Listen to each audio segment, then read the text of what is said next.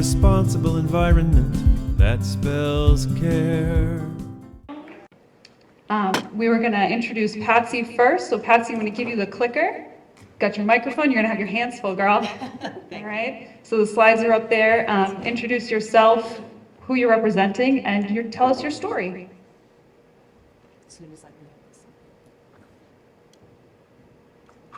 I think I have to shout Adam to get anything to work, right? Adam.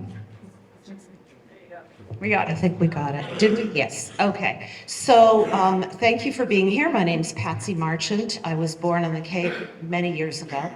I've been teaching in Brewster Public Schools for the last 46 years. The last 11 have been part-time as the science curriculum leader. Eddy Elementary School in Brewster is a grade 3 through 5 building. Anything we've done there has been in collaboration with literally our whole adult and child force. So we have from the principal, custodian, cafeteria, teachers, ed assistants to the kids that are all trying to do their best to help the environment by recycling and composting. A special shout out to a 5th grade group of kids who actually give up their recess every Thursday and do recycling in the building. And out of about 75 kids, that's 30 children that are doing that. So I'm hoping to give you a little bit of hope for the future in knowing that these kids are excited about this and doing everything that they should. Eddy has always used single source recycling for as far back, I think, as it first started through Nauset disposal. And that, of course, includes paper and plastic, cans, corrugated cardboard. There are bins put in all of the classrooms, the common rooms, the office. The children from Earth Club go in there, they grab the bins, they put them in the larger green recycling bins, wheel them back outside, and they do that every week. Something else that we do is we just recently got water stations and encourage kids to bring their reusable water bottles from home, and those are refilled as opposed to using the old-fashioned bubblers or water fountains, both for gerb reasons and also to keep those, plastic water bottles out of the stream.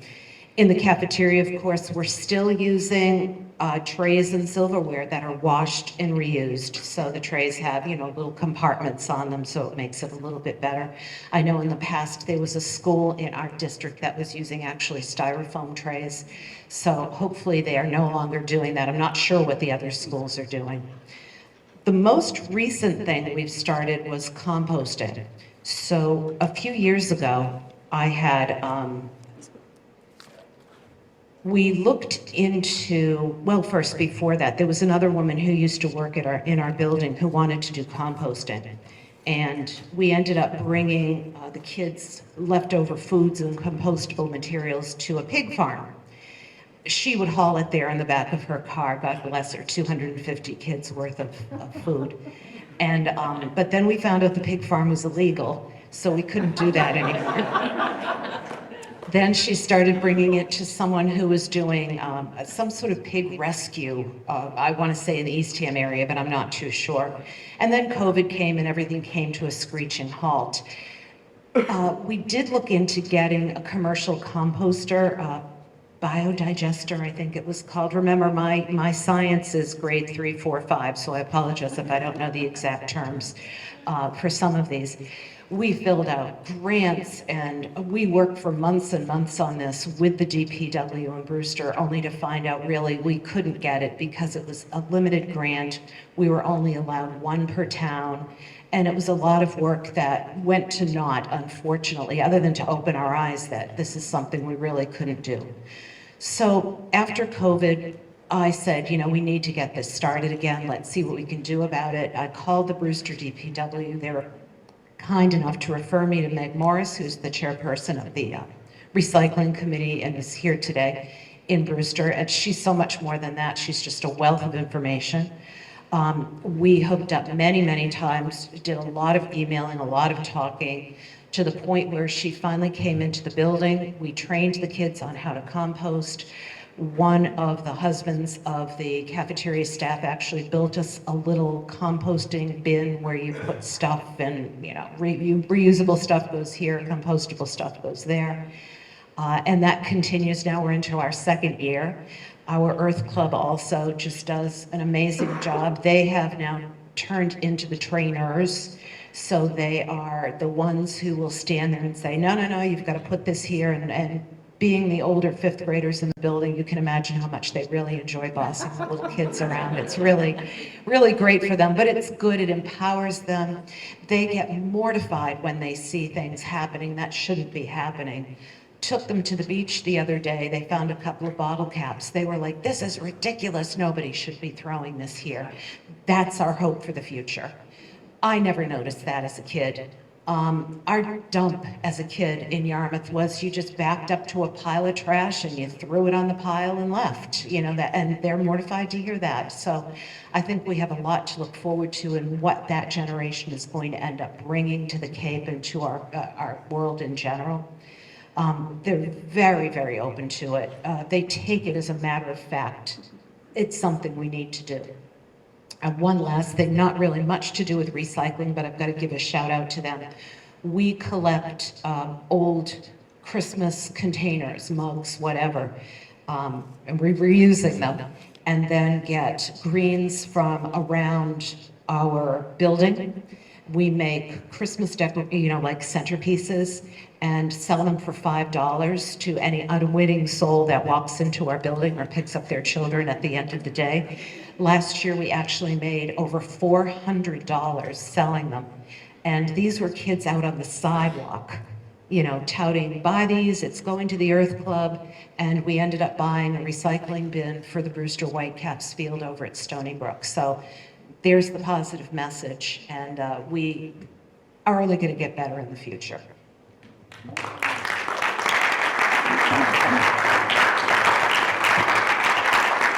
Thank you so much, Patsy. We're going to go to Mac next, and then Jessica. So Mac's going to share his story. Hi there. My name is Mac Hay. I am the owner and operator of Mac's Seafood. We have 5 restaurants, 6 seafood markets, and 2 wholesale seafood distribution companies located on the Cape. So my story, very quickly, is I grew up summering down here in Truro, worked in the summer business. I had the opportunity to take over summer business, which is now Mac's on the Pier in Wellfleet. That led to me becoming more involved in trying to figure out a way to make my life sustainable on the Cape, and we progressed into opening multiple locations. Like I said, we're a seafood company, which obviously makes sense being on Cape Cod. But I think what drew me into the business originally was growing up here in the summers and having an understanding of the small ecosystem of going out and catching fish, filleting fish, selling the fish or cooking the fish, and watching this sort of be contained in, like I said, this small ecosystem of Cape Cod. And I guess I took that to the extreme now with the 5 restaurants and the 6 seafood markets. But part of that from the beginning was this sense of trying to stay complete and stay contained and stay, for instance, like our oyster project, we work with the oyster restoration, I'm forgetting their name right now, but we recycle our oysters. They come and pick them up. And when you do things like that, you see a influence on your staff. It's like they understand, hey, this is important. We're going to be recycling these oysters because they come from this community. They can go back in this community. We can reduce our waste that's moving off Cape. We can reduce all these things with a little bit of effort. A number of years ago, we tried composting, not through basically through a local farmer. It was an initiative that actually my brother's wife really wanted to spearhead, and we gave it a really good go for a season, and I learned so much about how rewarding it can be to engage in a project like that, but also how difficult it can be and the problems that come up when you're faced with a different set of circumstances and a different product and the waste stream, the rats that accumulate, how to store stuff. There's so many things that happen. So that kind of brings me to, talking about plastic. And I feel that it is my obligation as a business owner on Cape Cod to do everything we can within our power, and maybe some things that are not within our power now that will be in the future, but to do everything that we can to start the process moving forward in a way that we might be, and I feel like we are right now, we're a bit of the guinea pigs in the process. And I think it's okay to recognize that, and it's okay to say, this is an imperfect system. With Christine, I think her name, from Falmouth, she, the town said, let's just get rid of all plastic. It's just not that simple, and I wish it was, because going back to what I was saying before, being a business on Cape Cod and you see where we live, you see the impacts of plastic in our ocean directly coming, washing up on our shores. I don't want to be a contributor to that any more than that is necessary. And I think that goes back to what Patsy said. It really also starts educating the youth and ingraining in them with this sense of that's just wrong when they see plastic washing up on the shore. So I'm here learning so much about this process, and I really appreciate the opportunity to be part of this. And I look forward to solutions moving forward in the future. And that's all I have for now. Thank you.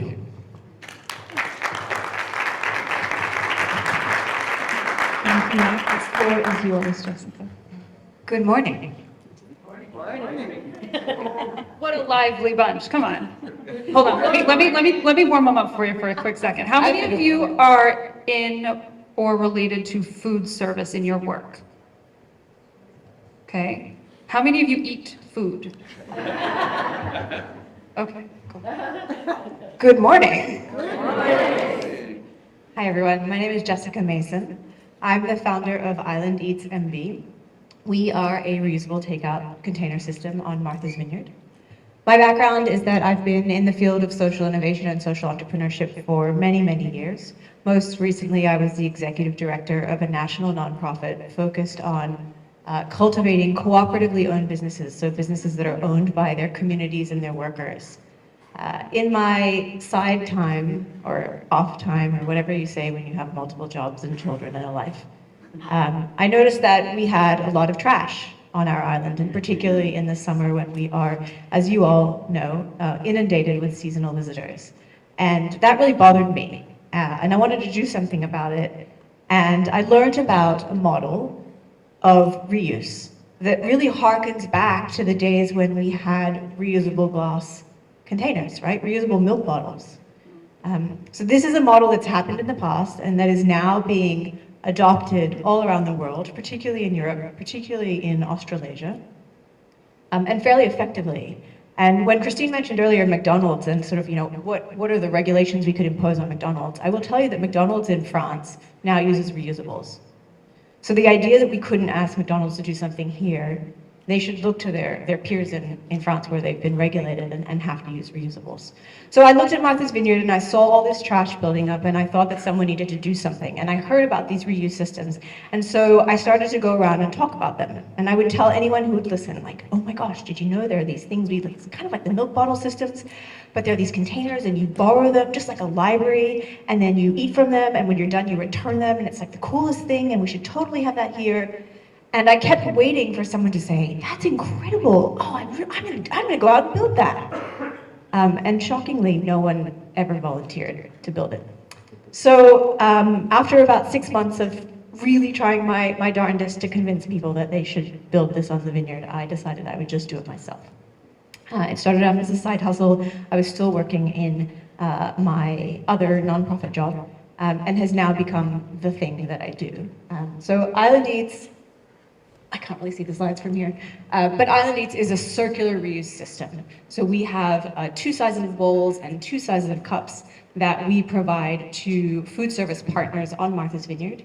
And they are borrowed by customers, and it's just like a library system. So if you think about a library system with multiple branches where you can check out a book or you can check out any number of things, and you can check it out from one branch and then return it to that same branch or another branch, that's the way our system works. So I anticipated having a really large screen, and you'd all be able to read the text on the screen, and I wouldn't have to do that historical faux pas of reading the text on the screen. But since I imagine that, I mean, I can't see it from here, so I imagine you can't see it from there. But basically, I'm just going to tell you how it works, because I can't see the screen, you can't see the screen. Let me know if you want me to like fill in any details. So customers become members of our system. We started off using an analog system, so we had a physical token, and this token was like a library card, and you would essentially swap the token for your food in a reusable bowl, right? It was the way of proving that you were a member of our system. When you returned the bowl, you'd get your token back. And that was an awesome system. It was great for our pilot, but it had a couple problems. One was, if you were a single person borrowing, great, you had one card. But if you were a family and you, let's say, were a family of 6, it necessitated that you have at least 6 cards to borrow 6 bowls. So you had to be walking around at all times with 6 wooden cards in your wallet, which is super impractical. And so it was really kind of inflexible in that way. But the other thing was, I had no way of tracking where those bowls went and what happened to them and whether they came back. Right? My only recapture mechanism was that the person, in order to be able to reuse a second time, needed that card back because they needed their card to be able to access bowls. So in the first year we ran our pilot like that they would have these membership cards and we would do that. This was 18 months ago. This year in April, we adopted a technology-based system. So we licensed the technology, it's an app. And the app allows folks to actually use the app to scan a unique QR code on all of our containers to literally check it out like you would a library book. And when they're done with it, again, they do the same. They scan it using their app to return it. That allows me to know where the bowls are, whether they've been returned. And it allows you to check out as many bowls as you want at a time. It also allowed us to offer a free option. So previously it had been paid. But now, since I can track the bowls and I can get your money if you don't return them, we can actually allow folks to borrow them for free for the first 24 hours. And if folks would like to borrow them for longer than 24 hours, we have paid options too. So it's basically a freemium model. What am I missing? Not sure, but we'll see. So for restaurants, we provide our restaurants with a stock of containers. And the reason we do this, as many of you would know, is that Board of Health regulations, at least for us on Martha's Vineyard, mean that you can't actually bring your own container for takeout food. So you can, in most cases, for drinks, but not for takeout food because of issues of cross-contamination. And so we've had to build this system because of that rule. Were the Board of Health to change that rule, in theory, we wouldn't need to exist. Right? Although people would need to remember to bring their containers, which, as we all know, doesn't actually happen all that often. So we stock the restaurants with containers, again, 2 sizes of bowls and 2 sizes of cups. And the restaurants, there's no cost for them to participate. The only cost that we've instituted this year is that we ask them to provide a $1 discount to their customers who choose to have their items in a bowl, and a 50-cent discount to customers who choose to have their items in a cup, in one of our cups. And the reason is we wanted to incentivize, with a financial way, participation in our system. And then the other thing about returning is that the restaurants have an on-site returns bin, right? So every restaurant has a returns bin. If I borrow from Cafe X over here, I'm welcome to return at Cafe Y by placing my bowl after it's been scanned into the returns bin.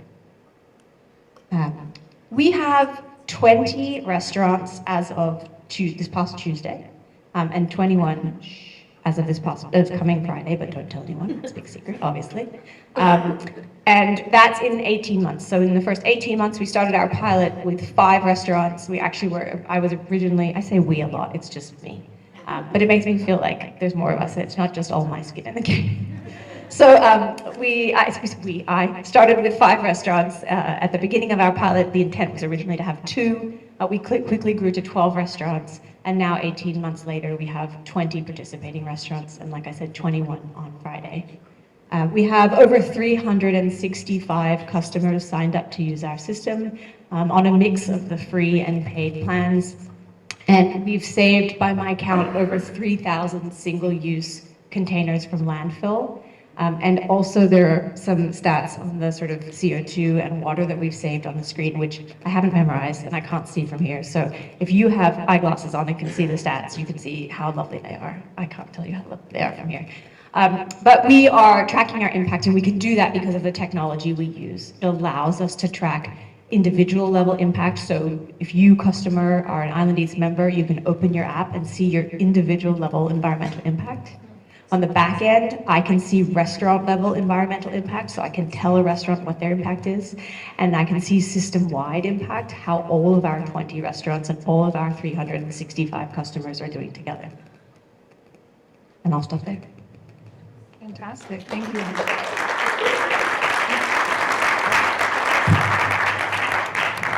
So I have a bunch of questions to get us warmed up, but everyone that raised their hand that said that they ate food, start thinking about a question, right? Because we have a lot going on here, beyond just the title success stories. We really kind of came up with this sort of trio of, we're training the future, right? We are investigating all of the ways to incorporate reducing waste in the entire industry chain, right? Mac talked a little bit about, at least in our group meeting, about what the supplies come packaged in to his restaurants. And then innovation-based solutions, right? Business-based solutions, nonprofit-based solutions. I work for a Chamber of Commerce. I'm all for the business side, right? Taking a step where, in tandem with policy, real change happens. Right? So one of the questions that I wanted to ask that you all sort of touched on a little bit is just that moment of inspiration. What happened, or what did you see that got you starting thinking seriously about introducing compost to fifth graders, buying a bunch of metal bowls, or starting to train your staff on asking people if they wanted forks or not with their takeout? So I think with me, we had done so much in the building via recycling, other things that we were doing. I looked at the next step. What else can we do? We started composting with just fifth grade, and then it went to fourth, and I could see how much food was being collected. Meg and I trained the kids, and then Black Earth Compost, by the way, which is the company that we used, and they're extremely wonderful to work with, suggested 3 totes. We barely fill 1 now. So it was still important for the kids to see that whole cycle. So I would have to say for me, it was the next step that needed to be done. So I think I spoke a little bit about what inspired me to get started, but I will just say the most terrifying moment was placing an order for 300 stainless steel bowls from Australia. Like, I can't even begin to tell you. At the time, That deserves a round of applause. That's great. you know, many reuse systems use plastic, right? And the reason they use plastic is because the per unit cost of plastic is really, really low, right? And so the systems that are thriving, most of them have chosen to use plastic. And when I started to do research and talk to people in the Vineyard to say, hey, I'm thinking about doing this thing, the one thing I heard loud and clear from chefs, from restaurant owners, and from consumers alike was, I will not make a switch from plastic to plastic. I don't care if it's reusable. And so I knew I had to find stainless steel. And the problem is, high quality stainless steel bowls are really expensive. Right? Our bowls are double walled, so they keep the heat in or they keep things cold. They're really high quality because they have to be to go through 500 or 1,000 loops, right, or reuse cycles. And so they cost a lot of money. And I remember sitting there and going back and forth with the distributor in Australia and thinking to myself, good gosh, this is a massive investment in this like childish little project of mine. Like, what happens if we don't use these bowls? What happens if this fails? And I think the lesson there was like, it could fail. It still could fail. It could fail next year. We could lose our dishwashing space next year. But it was worth taking that leap, and I was in a position to take that leap. And I think that the key point is that I was in a privileged enough position to take that leap and make a personal investment in 300 bowls. And that is the beginning of something beautiful for our community.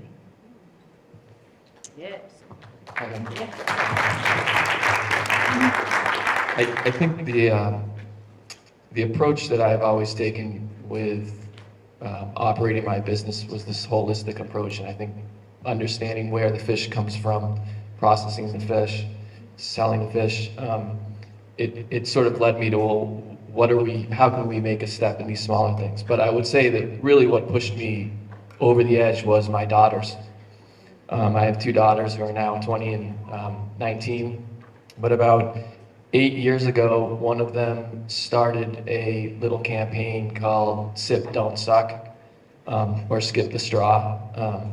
And she actually produced this little video about not using straws, you know, and this was a little bit before the movement started with the switch. There weren't many options. I mean, there were, but for us in the Cape, there weren't easy options that were economical. And I think that's a big part of this conversation, not to take a tangent but really this, whatever happens, it has to have an economic component that makes sense. And not just within the restaurant, but a social economic, because this is really an issue, you know, it is a bit of an issue of privilege that we have the time and the opportunity to investigate what can be done, because realistically, Cape Cod we're really different than the rest of the country. We need to recognize that. But it also provides us an incredible opportunity for the tourists that come here from all over the country, and some of them around the world, to put, in the islands too, but to put on display what can we do, what can be done. And the people that come here, they see the packaging that we use. They will take that concept and back to their own communities and say, why, if Cape Cod is doing this, why can't we make a step to do this? So, but anyway, my original inspiration really, you know, I have to credit, you know, my daughters for pushing me over the edge to show me how important it is. That's awesome. All right, I see hands are about to go. Go ahead, if you can fight, go ahead. Go ahead, Jen, no, please.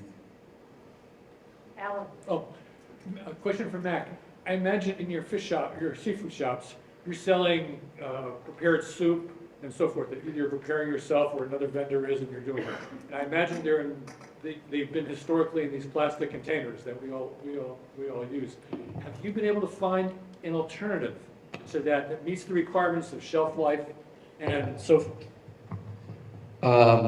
Yes, we have, and it's a better product than what we were using. But ultimately, I think there needs to be a longer term solution. You know, one of the things that we did with regards to the soup in particular was that it used to have, it's some type of cardboard, and it has to be lined to withstand the heat and the liquid so it doesn't absorb. But we moved away from having a plastic top on that to actually using a cardboard vented top.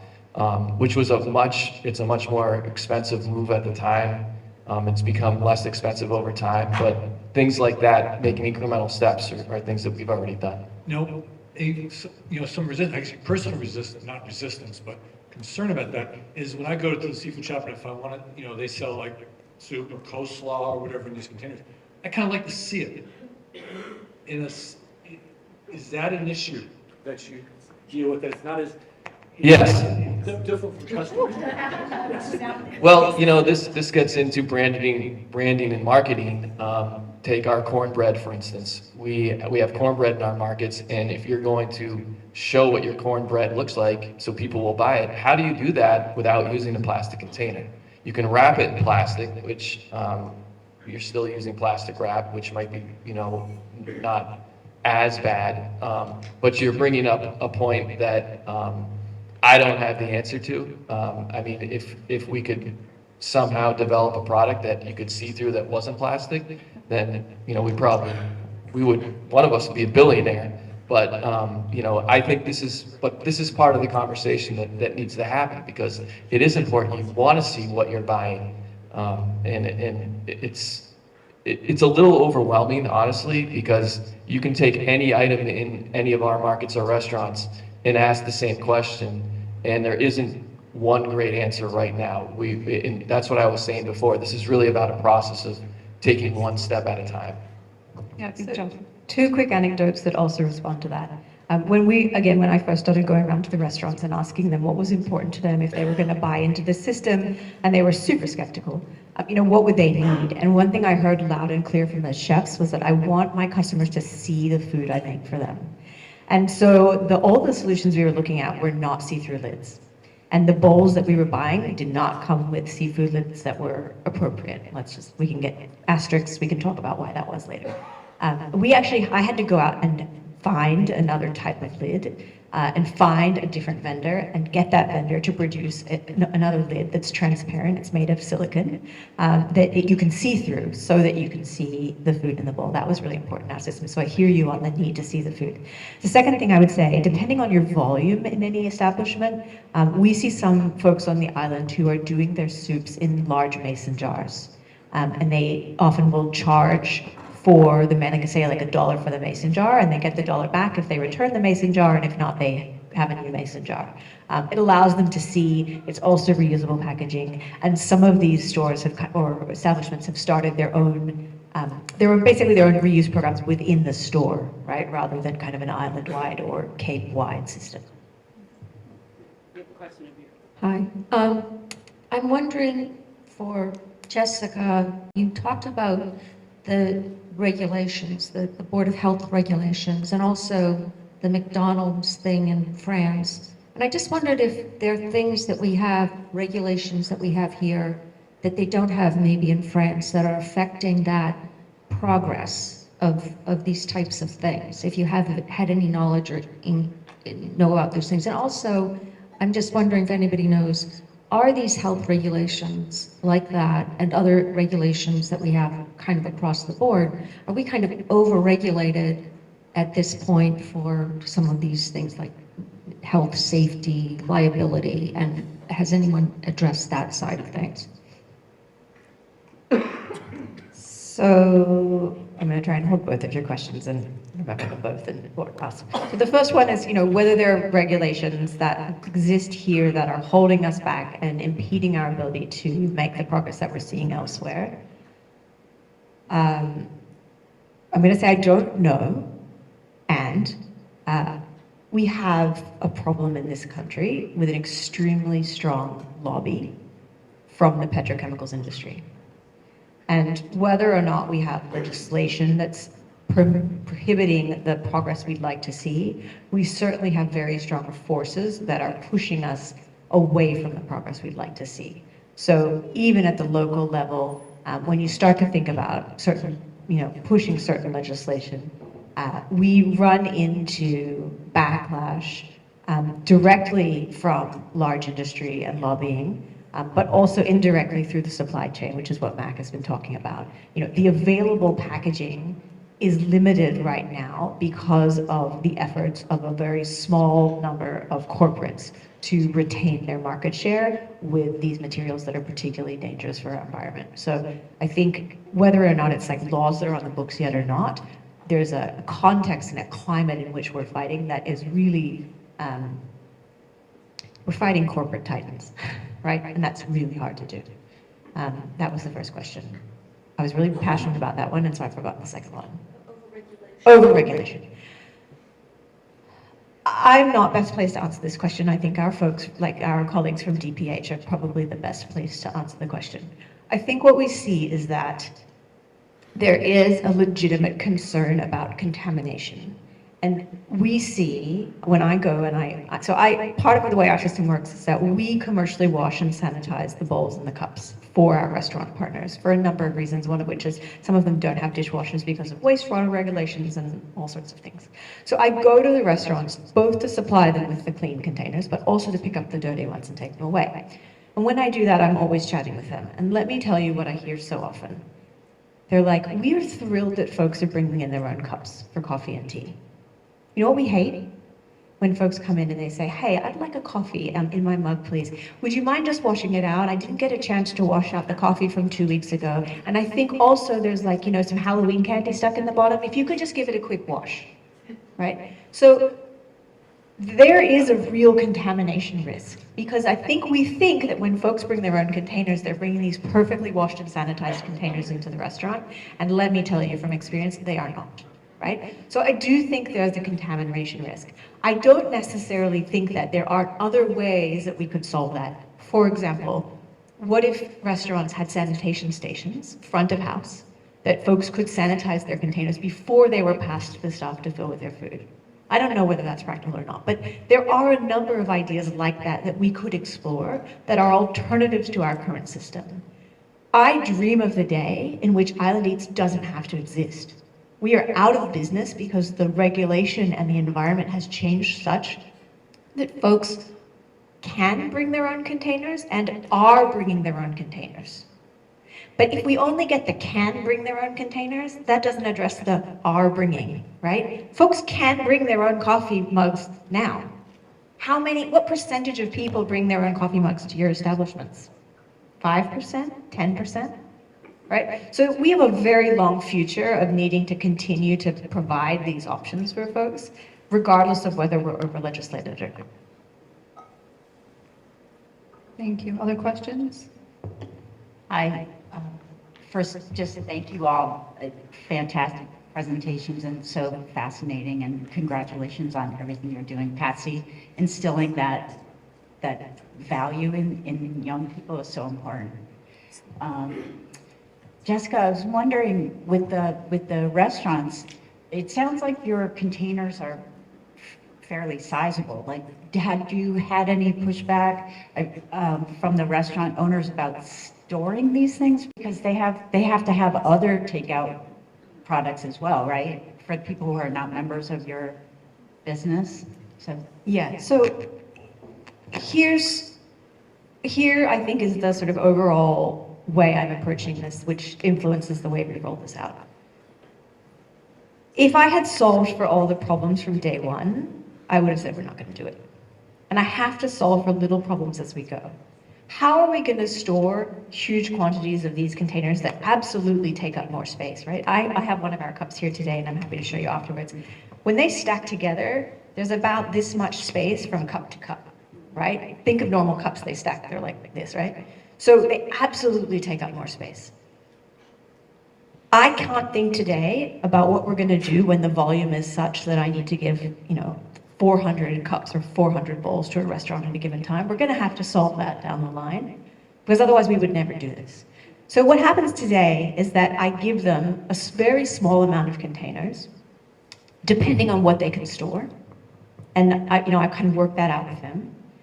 For most places, I'm giving them 16 to 20 large bowls, 16 to 20 small bowls, and probably 20 large cups, 20 small cups each time I go, and I go every 1 to 2 weeks, right? So that should tell you the other piece of this. The volume is extremely low, right? It's just the reality right now. We have very, very low volume, but we're growing. And so storage is absolutely a problem. And our solution right now is to give low quantities and to increase the frequency with which we're delivering to stores and restaurants while we can. And when we get to a point which we won't be able to do that anymore, well, then let's talk and we'll figure out the solution.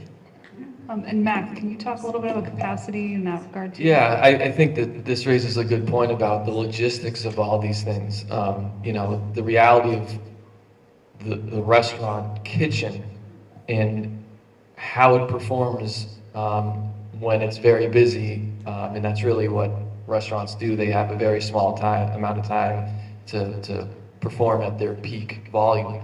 And in order to do that, your systems need to be as efficient as possible. So if your container ware is 6 steps away and your cook needs to make that trip 400 times or 100 times a night, whatever the number is, that's an efficiency system that you have to look at completely. When you introduce another product that's performing the same function as a product you already have, although obviously the function is different, but the ultimate use is the same. it introduces one more complexity, and it might not seem that that is complicated as you sit here. It's like, oh, just make a space on the shelf. Believe me, it is one of the most complicated things that you have to tackle when it comes to making your kitchen efficient. And I've spent years doing this. This was my 28th season being in business. So I've designed kitchens, built a number of kitchens, and I'm always constantly thinking about how does the kitchen perform? And maybe kitchens of the future need to start thinking about a program that incorporates a reused container. Sitting here, honestly, it's mind-blowing to me to try to like think about how to actually incorporate a system like that at a level and the volume that we do in our restaurants during the summer, because that's really when we're at our peak volume, and frankly, the only time we make any money. We could do these systems in the off-season because we have the time and the space to do them. But I'm interested in really how do we execute something at a volume that is actually both realistic but economically feasible, which is the important part of the equation. And I would just add, one of our best partners just said they will no longer do cups with us because they cannot store them close to the coffee machine, and it requires them to kind of run into the back to get a cup and come right back out again. Now, they currently run in the back to get the bowls, but that's too much running. I mean, to Mac's point, right? It's too much running. When they're crushed, they can't have their barista running back to get a cup and coming back again. So they're not doing cups. So this is a real issue that we have to figure out, and I don't know what the solution is. But, and maybe here's a good point of contention, and we could all have this debate. Like, I agree with Mac. I want to figure out what is the solution for summer volume. But to me, that doesn't mean that we don't start with off-season volume. If the only thing we can do right now is solve the off-season, gosh darn it, we should solve the off-season, right? Like, this fight for the climate is about one foot in front of the other. Every small step counts. You know, do our actions as individuals make a huge difference? No. Is it really on the corporates and the systems that have got us here? Absolutely 100%. But that doesn't absolve us of the need to be a part of the solution. And so I think we have to start with the tiniest little things that might feel minimal. When we see the summer influx and we think, gosh, relative to summer, like, what are we doing? But we have to start somewhere.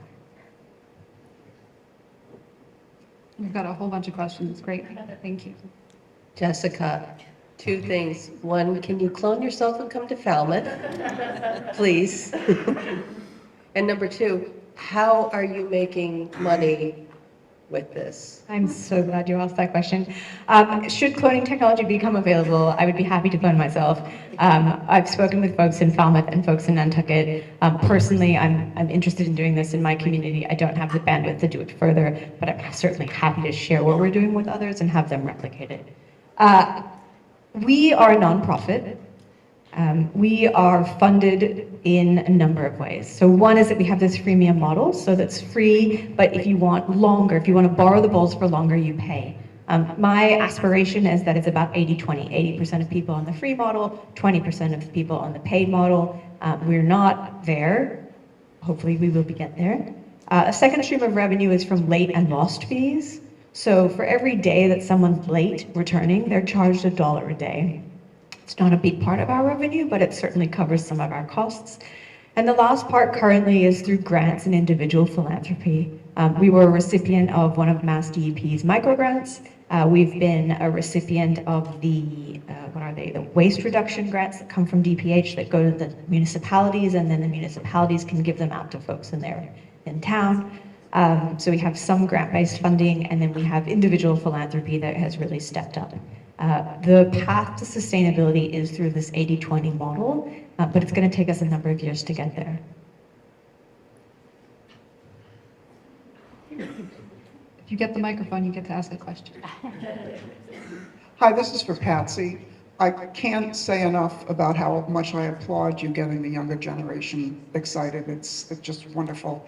Are there particular departments in town that you had to get approval from? Superintendent's office, DPW? If we're trying to get other schools in our town to get involved, what would you say are steps in that effort? That's a very good question, because as with the grant that I mentioned earlier, I started doing it before I got approval.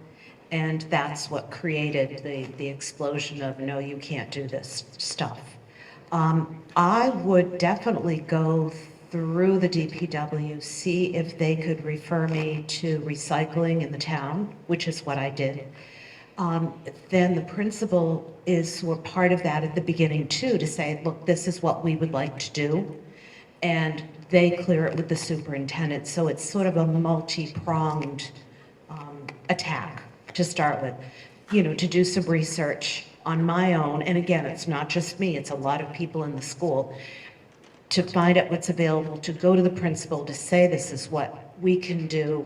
He or she gets the approved, the thumbs up from superintendent, and then it starts. So it has to be, I would think, in that order. And Meg, I kind of defer to you as well. Do you think we followed the right steps here? Yes, I do. And I think involving the town added to the, sort I'll call it credibility of what you were trying to get done. And so the DPW engaged the recycling commission. The recycling commission, we interact with the town all the time. And again, I think it just morphed into, this is something that the recycling commission has been pushing for a long time. But it took getting a special teacher involved, which is why I've been raising my hand several times here, because the fifth graders were wonderful. They were fantastic, but they graduated. So my question, and this has put me on the spot, Patsy, my question is, when they went to the middle school, have you seen any evidence? Because this is how it has to work. If we train them third, fourth, fifth grade, when they move up, they need to then be the impetus to start the organics collection in the middle school. Have you seen any evidence of that? I haven't looked for the evidence, to be very honest with you, but it might be there. So I was, as you were talking, I thought, please don't ask me about the middle school. Please don't ask me about the middle school. Because I really don't know. I do know that they were a school that used styrofoam trays years ago. Right, I don't believe they do anymore. So I will find out and let you know. But I do know they go home and tell their parents, that I know. Yes. And they tell their siblings, who then are in my fifth grade group this year, who will report back to me, oh, my brother did this and he told me, blah, blah, blah. But as far as carrying it on to other schools, it's something I need to find out. And that's where, to this lady's question of, so now the middle school is located in Orleans. So that means engaging the folks in Orleans and getting them to get on the bandwagon as well. And for those of you who don't know Nauset, we're Brewster, Eastham, Orleans, Wellfleet. So the middle school gets all 4 towns. So what the other 3 towns are doing in their schools, I don't know. And whether it's carrying over to the middle school, I don't know. But I promise you I will find out. Thank you.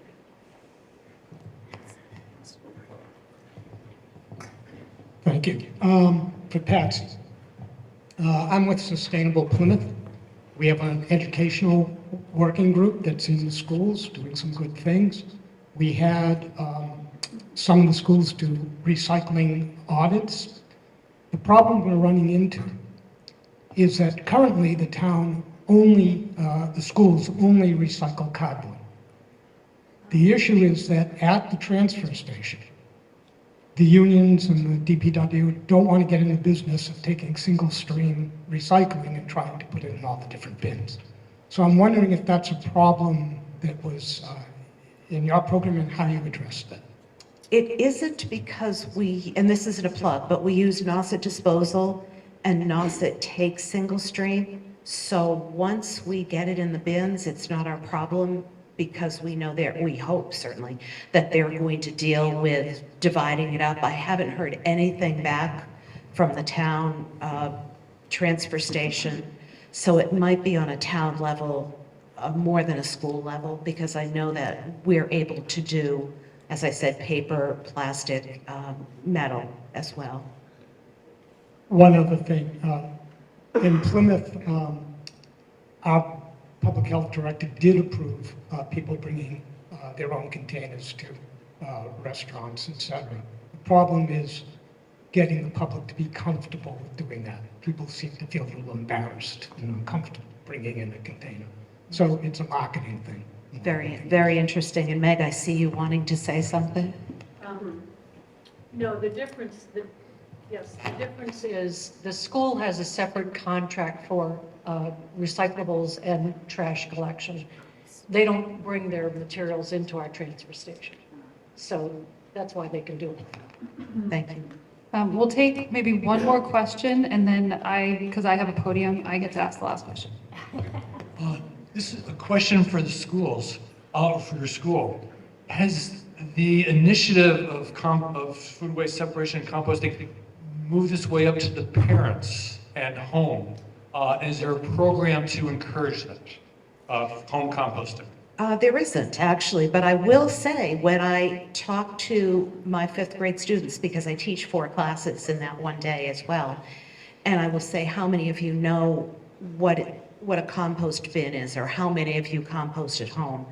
And I would say out of a class of 20, at least a third raised their hands, because I also have to address the fact in the cafeteria, we can take chicken nuggets, but they can't compost chicken nuggets at home.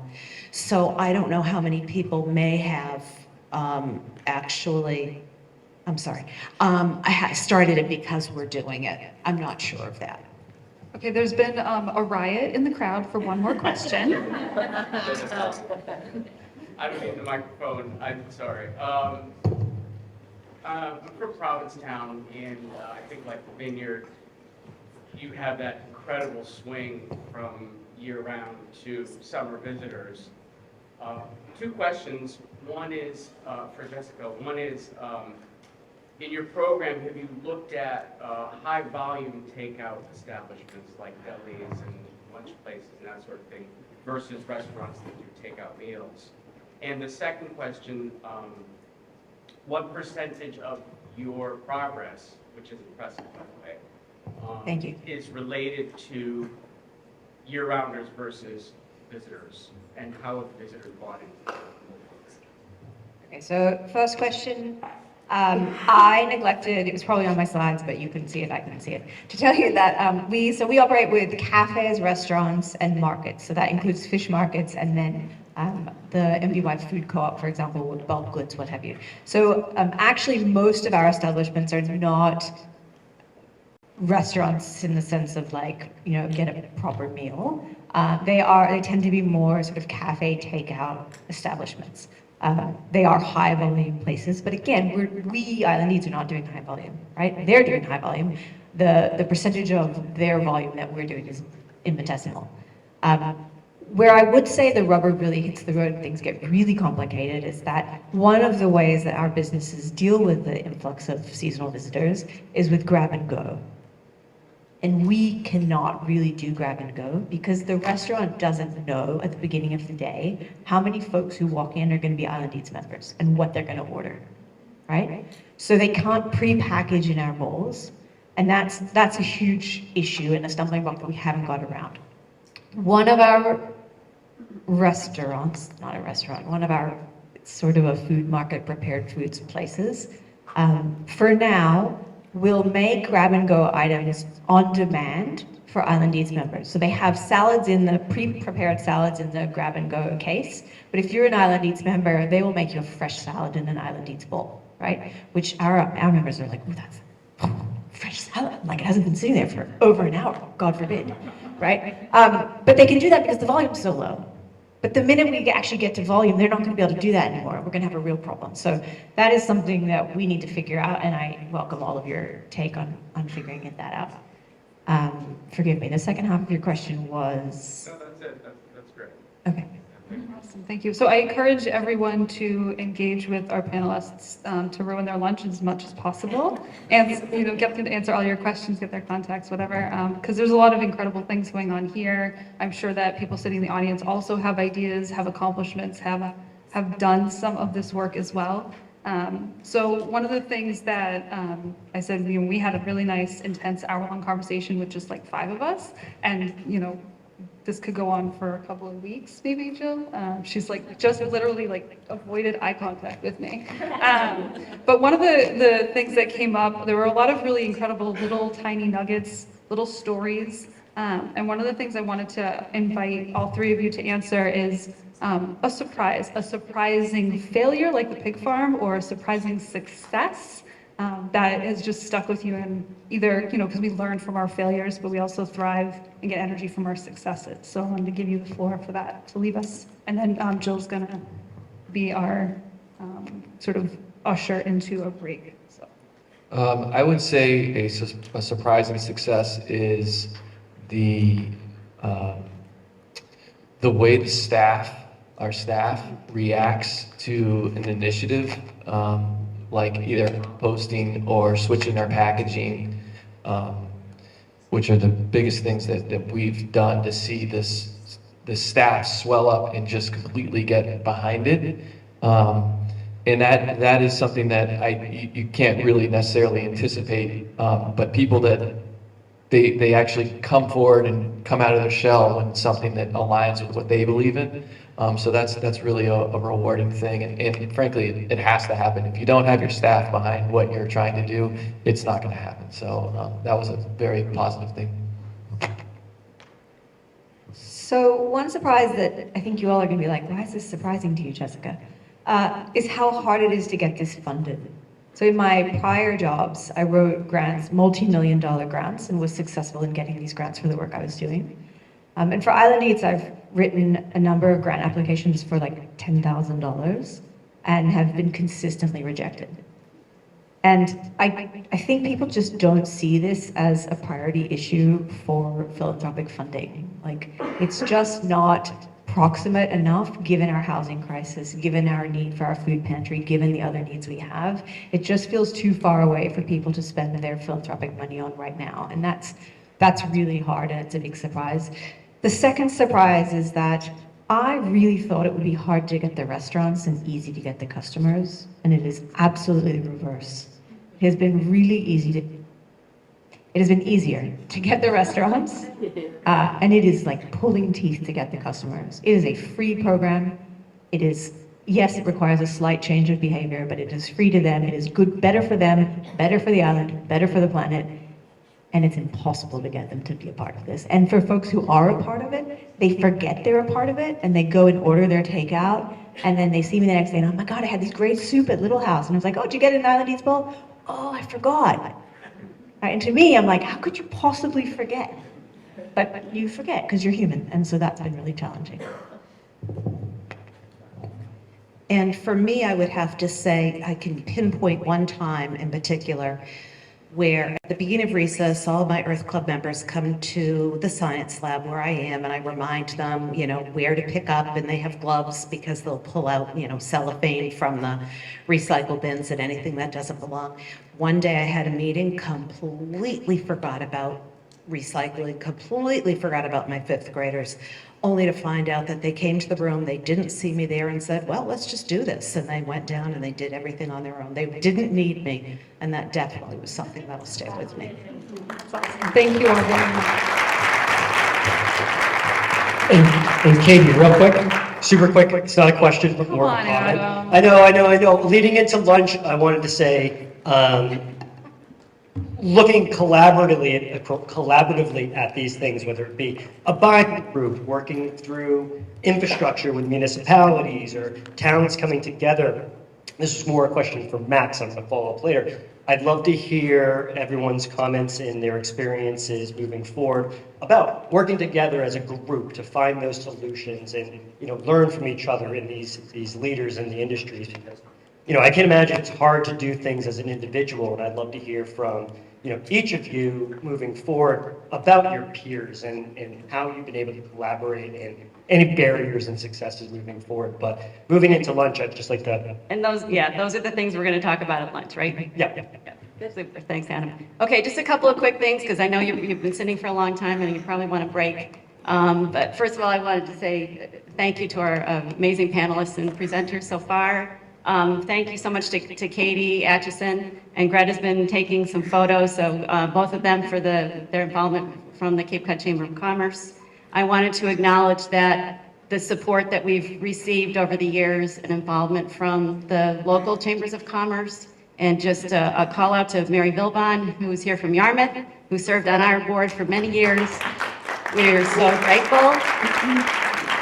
Radu Luca from Provincetown, and Jim is here from Eastham, and you guys have all been really strong supporters. So we are grateful for the three of you for being here, because we know how busy and what demands that you have from your members. So thank you so much for your support for the rest of the LC3 who've been really there for us. So thank you, and just a quick shout out to the Care Board of Directors. We're small but mighty, and John Jans, who's our board chair, Jim Miller, who just did that, Kim Marchand, who's our treasurer, and Heather Doyle, who is newly joined our board, and we are looking to build our board. So if there's anyone that loves the work that we're doing and is interested in getting involved, talk to John, and we would, and yep.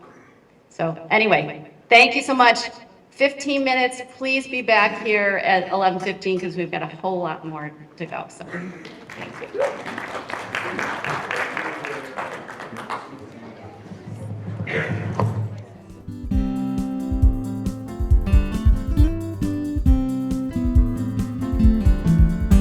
Creating a responsible environment that spells care.